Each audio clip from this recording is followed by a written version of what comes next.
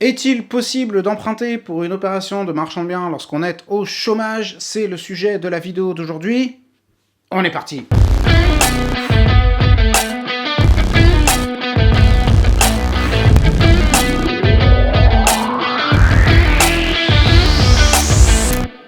Salut à tous, ici Yoni le marchand de biens, j'espère que tout roule pour vous, que vous avez la grosse forme et que vous réalisez des marges absolument délirantes. Si vous êtes nouveau sur ma chaîne, je vous souhaite la bienvenue. Je m'appelle Yoni, je suis marchand de biens et j'aide toutes les personnes qui veulent devenir marchand de biens à réussir en toute sécurité grâce à un organisme de formation certifié depuis 2018. Dans cette vidéo, nous allons parler de la question de l'emprunt et plus précisément, est-ce qu'il est possible ou non de se faire financer une opération de marchand de biens lorsqu'on est au chômage. Souvent, les personnes qui se posent cette question ont un petit biais psychologique, un petit biais de réflexion qui vient ou du crédit immobilier dans le domaine de la résidence principale, pour l'achat de résidence principale, ou alors du crédit immobilier qui sert à réaliser un investissement locatif. Dans ces deux cas de figure, pour la RP et pour l'investissement locatif, les banques vont regarder la notion d'endettement personnel, puisque vous êtes, en tant que personne physique, le porteur du projet. C'est vous, en tant que personne physique, qui allez rembourser ce prêt, et donc la banque, elle va regarder le taux d'endettement. Et puis là, il y a des critères qui sont assez objectifs. Voilà, il ne faut pas dépasser 30-33% d'endettement personnel, etc. Donc, souvent, les personnes qui se disent qu'elles ne pourront pas emprunter en étant au chômage pour une opération de marchand de biens, elles ont cette réflexion qui vient du monde de la résidence principale ou alors de l'investissement locatif.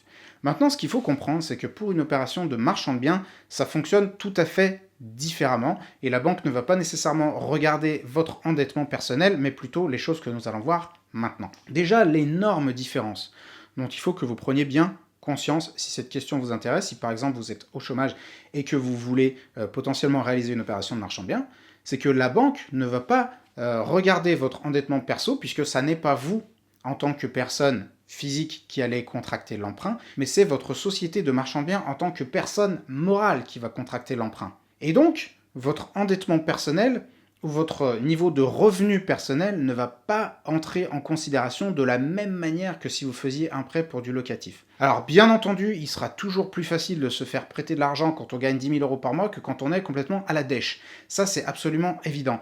Mais c'est pas le sujet de la vidéo. Le sujet de la vidéo, c'est est-ce que c'est possible, quand on est au chômage, de se faire financer ?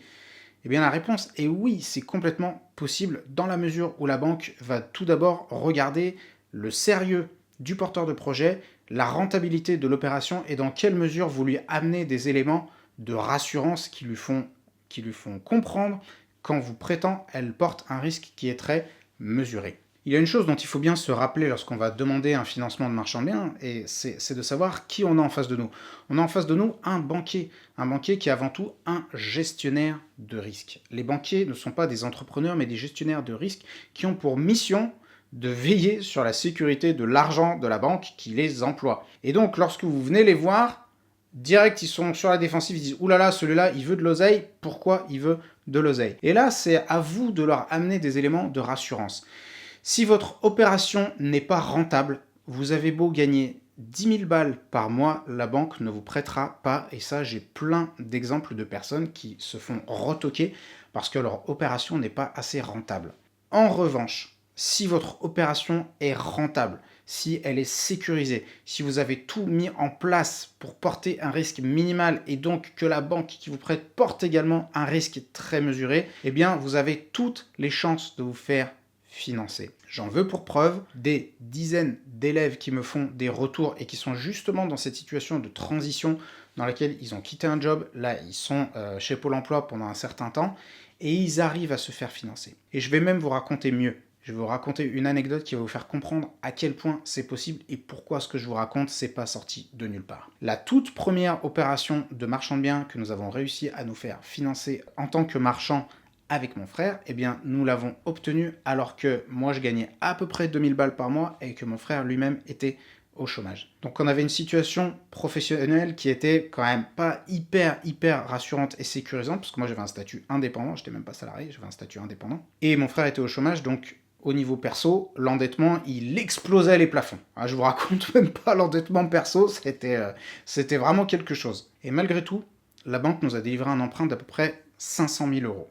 Et pourquoi elle nous a délivré cet emprunt? Parce qu'on lui a amené tous les éléments de rassurance qui lui ont fait comprendre que notre projet était sérieux, qu'on ne s'était pas réveillé un beau matin en voulant devenir marchand, que l'opération était méga bien ficelée et qu'on avait mis en place toutes les mesures possibles pour porter un risque qui est très très limité. Je veux donc vous faire comprendre à travers cette vidéo qu'il est complètement possible de se faire financer en étant au chômage et que votre situation personnelle n'est absolument pas le facteur le plus important, le facteur central dans l'obtention de votre futur crédit.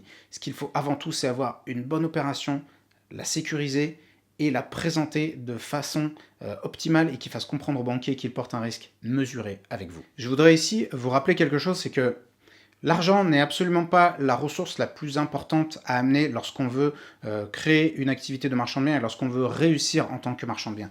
Il y a beaucoup d'autres choses qui sont beaucoup plus importantes que l'argent et je pense notamment au temps, c'est-à-dire la quantité de temps que vous avez à disposition, également l'énergie que vous avez à investir dans cette activité et enfin votre niveau de connaissance, ce qui fait que vous arrivez à vous démarquer de la concurrence ou des touristes. Ces trois ressources-là sont beaucoup plus importantes que l'argent parce que l'argent, on peut l'emprunter. Donc que vous soyez au chômage ou pas, c'est pas forcément très important. Par contre, ce qui est hyper important, c'est que vous ayez du temps à disposition.